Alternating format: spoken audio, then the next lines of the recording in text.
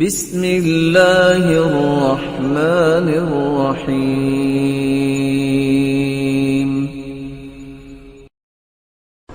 اور یاد رکھنا، اس لیے جب سوال کیا عبداللہ بن مسعود رضی اللہ تعالیٰ عنہ سے کیف تستقبلون رمضان، آپ رمضان کا استقبال کیسے کرتے؟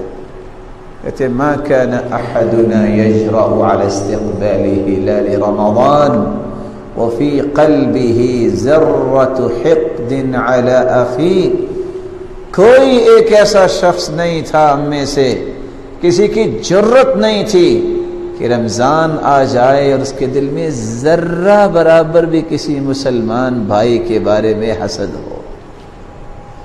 اور ساتھ روایت کرتے ہیں، بیان کرتے ہیں سلف، پہلے لوگوں کو اللہ نے برکت دی تو اس لیے نہیں، وہ نفلی روزے بہت رکھتے تھے، وہ نمازیں نفلی بہت پڑھتے تھے، وہ بھی کرتے تھے، لیکن اصل کام کیا کرتے تھے؟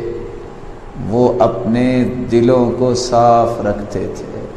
لِإِخْلَاصِهِمْ وَسَلَامَةِ صُدُورِهِمْ، اللہ نے ان کو برکتیں دی، ان کو مثالی بنایا، ان کو آئیڈیل بنایا، مشعل راہ بنایا۔